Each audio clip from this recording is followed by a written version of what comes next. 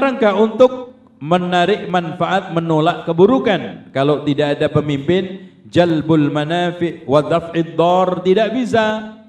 Dengan adanya pemimpin, masalihid daulah bisa ditegakkan. Musuh-musuh yang ingin menyerang, mungkin ingin usil dan yang lainnya, ada yang membentengi, ada yang mengatasi. Coba bayangkan ikhwan, kalau sekarang negeri ini tanpa pemimpin, coba bayangkan, mau diserang tetangga sekitarnya, nggak ada yang mengomando, mengendalikan. Hartanya dicuri, tambangnya dicuri, nggak ada yang ngurusin. Akhirnya semau-maunya, dan rakyatnya sendiri mungkin berperang sendiri, rebutan sendiri, kacau sendiri, belum lagi dikacaukan dari luar. Dan yang keempat, kita melihat di dalam Al-Quran dan Sunnah nampak sekali mengangkat imam, adanya pemimpin, menegakkan kekuasaan, itu merupakan suatu keharusan wajib fardu kifayah. Pemerintahan dan politik secara Islam ditegakkan karena Rasulullah SAW secara eksplisit dan implisit memberikan penjelasan itu. Di antaranya, man mata walaysa fi unuqihil bai'ah mata mitatal jahiliyah. Barang siapa yang mati di lehernya tidak ada bai'ah, maksudnya imamatul udma, bukan imam jamaah kecil-kecilan, jamaah amatiran, jamaah kelas Tambun, jamaah kelas Tibitung, jamaah ini bukan jamaah tarekat, tidak. Jamaah yang dimaksud adalah imamatul udma, maka mati jahiliyah. Siapa yang membai'ah imam, tidak punya kekuasaan, tidak punya ahlul halli wal aqdi, tidak punya teritorial, dia telah membai'ah imam yang mubtadi' dan bai'ahnya adalah bid'ah, bahkan bid'atul munkarah. Dan yang jelas ya ikhwan, hadis Hudzaifah ibnul Yaman ketika bertanya kepada Rasulullah tentang keburukan, orang-orang menanyakan kebaikan terakhir. Ya Rasulullah, kalau seandainya zaman itu menemui aku, bagaimana? Apa yang harus aku lakukan ya Rasulullah? Fa'tazil hadhihi aw tilkal firaqa kullaha. Ya, pertama, falzim jama'atal muslimin wa imamahum. Hendaknya kalian bermulazamah, tetap berada di jamaah kaum muslimin dan imamnya. Kalau seandainya tidak ada jamaah, tidak ada imam, katanya Rasulullah, hendaknya kamu jauhi seluruh kelompok-kelompok yang ada. Ini pesannya Rasulullah. Hadis Bukhari Muslim, petunjuk buat kita semua sampai akhir zaman ya ikhwan. Hadis yang simpel, yang pendek, tapi menjelaskan tentang kondisi zaman dari mulai zaman Rasulullah sampai yaumul qiyamah. Di mana suatu ketika negeri ini atau negara Islam atau umat ini dipimpin oleh jamaah yang salihah dan imam yang sah, tapi suatu ketika tanpa jamaah, tanpa imam. Dan ini sekarang kondisinya.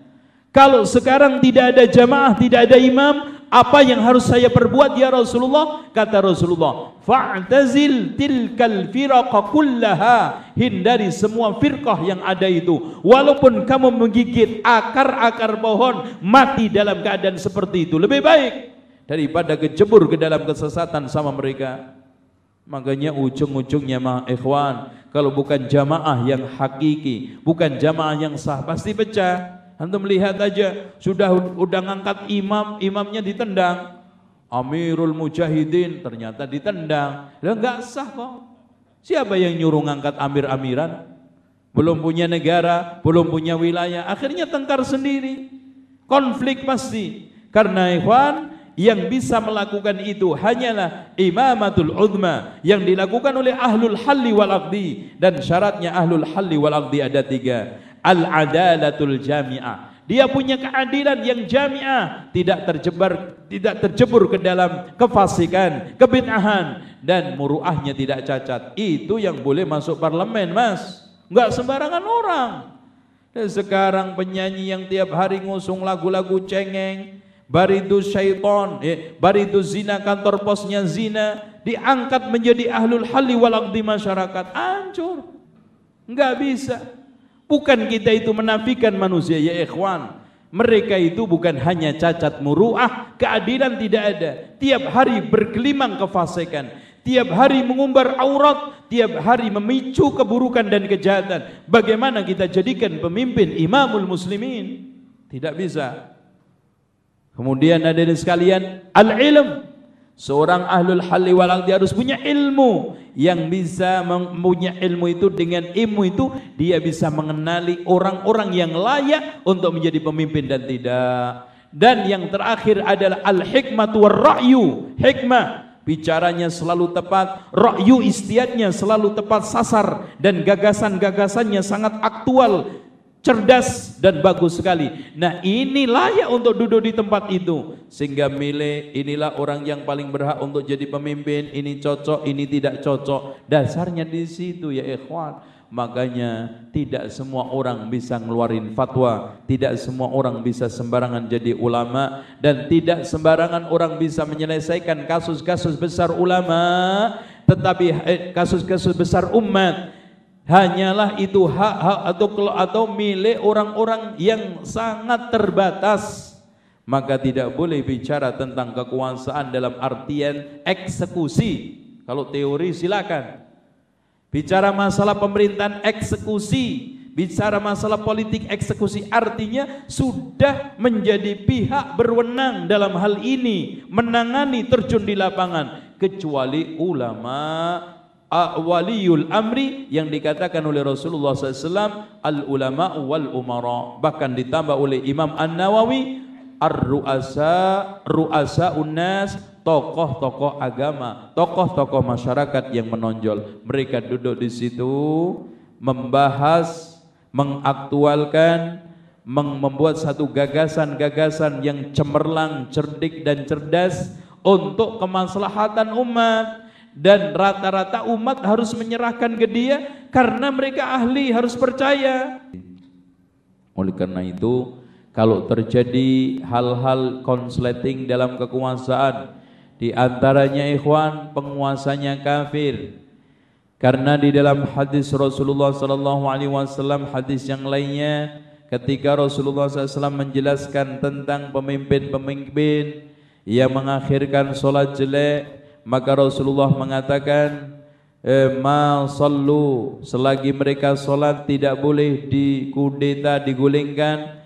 Kemudian Rasul di dalam hadis yang lainnya dari lisan seorang sahabat mengatakan, kami membai'ah Rasulullah SAW dalam saat semangat, dalam saat kendor, dalam saat muda, dalam saat sulit.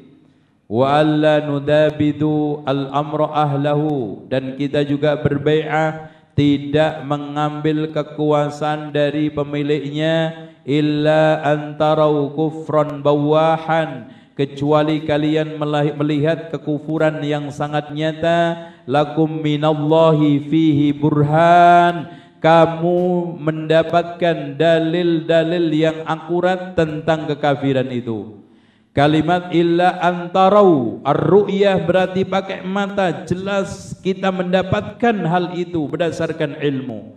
Kufran bawahan, kekafirannya itu nyata-nyata. Lakum minallahi bihi burhan, dan kekafiran itu jelas dalilnya, baru boleh. Itu pun dengan syarat, satu, yang menurunkan adalah ahlul halli wal aqdi, bukan rakyat gelandangan grassroots. Orang-orang datang semuanya ke parlemen, ke padang zaman dahulu sampai naik ke atas itu apa?